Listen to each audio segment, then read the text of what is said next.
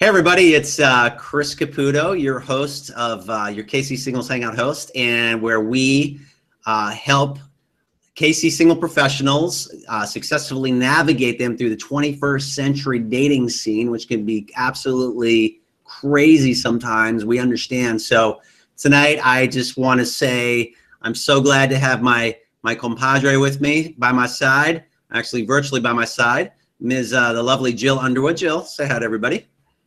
Hello, everybody.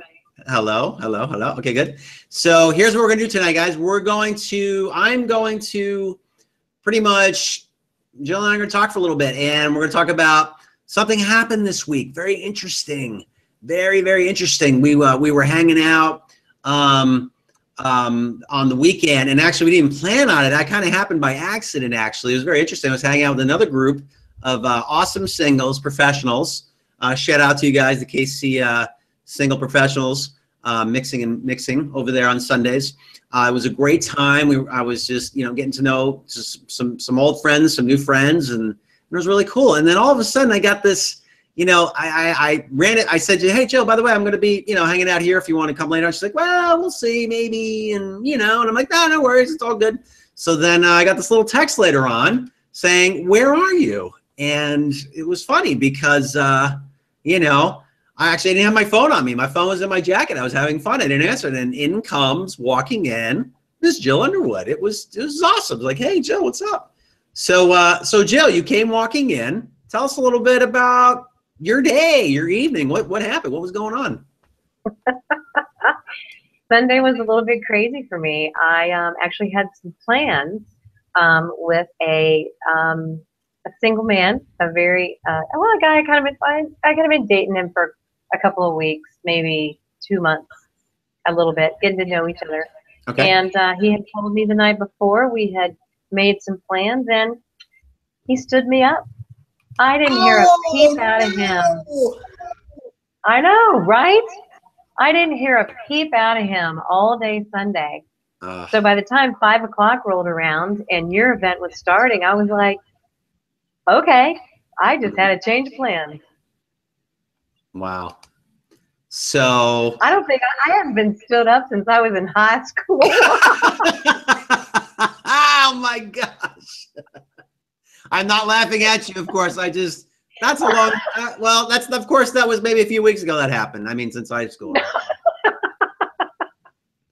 Oh man, that's rough, man. I mean, gosh, how many of us have felt that before that, I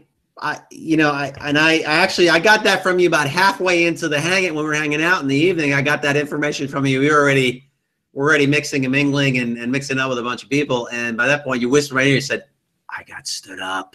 And I was like, really? And you were hot, man. I mean, you were just like, I was a little upset.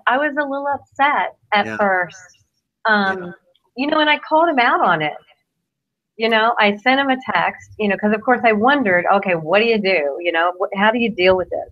Yeah. So I sent him a text and said, well, since I didn't hear from you all day today, ... and just let him go from there. Right. And it was interesting because first of all, it was, he blamed it on his grandma. His grandma passed in the night and he got the phone call this morning. Okay, so you think this through. If you got a phone call this morning and I haven't heard from you by 5 when we were supposed to get together in the afternoon to go on a motorcycle ride, because surely we're not going to go on a motorcycle ride at 5 or 5:30 on a Sunday. I was like, really? You didn't have 30 seconds to send me a text? So I knew it was a complete lie. And of course it was. He completely fessed up in later text messages and gave me this big old long spiel about how he just wasn't going to insult my intelligence anymore. And I basically told him, I will make you a deal. You delete me from your phone and I will delete you from my phone. And that was the deal we made. Really? Wow. Because I will not tolerate that on any level. Wow. Absolutely not. It is just a blatant disregard. It's like, do you not remember our conversation the night before where you said, let's get together tomorrow afternoon. Hmm. So you set a But boundary. I mean, it's that's kind of a deal breaker for you. That's what they call in the dating relationship. These are the deal breakers, and you set your that is a boundary, deal breaker. and it's nothing personal. And you just, if you see this now, then later on, who knows what, right? Because that's the whole thing. If somebody thinks they can get away with that crap up front, Mm-hmm. and then it becomes a real strong relationship, what's he going to do later? Right. And honestly, it wasn't the first time that I had a red flag with this guy. Hmm. So you got to monitor the red flags. Standing you up is a huge red flag, but it wasn't the first time that something was just a little off. Hmm. So, but you know Well, what? I'm fine. He's gone. I'm good. so Move on down the road. so how did you, so take us back to the moment and then what you were feeling and then how you processed kind of, how'd you recover, what they call recover. So it's like, you know, you kind of, it comes on you and you're just in this high state of arousal. That's kind of the brain word for it. It's like this thing happens, you're thrown off guard and whoosh, like you're totally in your amygdala. It's almost like your fight or flight response or freeze sometimes. Yeah. Adrenaline's pumping. And it's like, okay, you have a moment of choice right there, and there's a process you can walk through. So tell us a little bit about your process. How'd you handle that? You know, for me, this isn't a guy that I'm like totally emotionally attached to. You know, we've gone out a couple of times, we've talked on the phone, you know, so it's not like I'm, you know, even remotely falling in love with this guy. So for me, it was like, I mean, I kept myself busy throughout the day because I had a lot of stuff going on this weekend. So I'm busy, and then I look at my watch and it's like, oh, it's like 3. Shouldn't I have heard from them by now? Kept busy. And then it was like, when I realized, yeah, I've been stood up, I pretty much diverted my attention, you know, because that's what works for me is if something's happened over here that isn't good, divert. So that's what I did. Now I could have sat home and wallowed in it or been upset, but that's not me. So that's where it was like, okay, because I had told you earlier, you know, okay, I don't know exactly how my day is gonna, you know, map out. I guess that was a gut instinct. So I'll keep your event on my radar screen. So as soon as I realized that my evening was free, I went to another event, you know, because I'm not going to sit around and wait, of course. So I just went to another event, and oh my God, and it was so much fun. I met so many cool new people. You know, of course, I got to see and hang out with you, which we actually didn't really hang out that much because we were, meeting new people. But I met some really cool people, got to reconnect with, you know, an old friend, and that's where I should have been that day. So everything works out.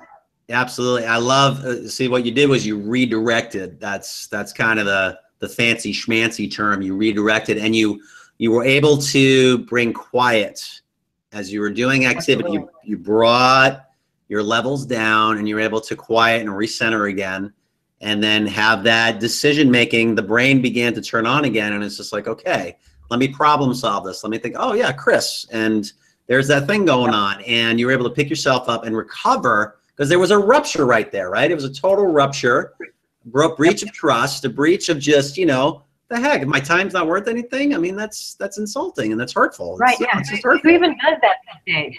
Yeah. You know, the communication devices that we have, it takes literally 12 seconds to send a text that would say, if it were true, my grandma died, I can't get together today.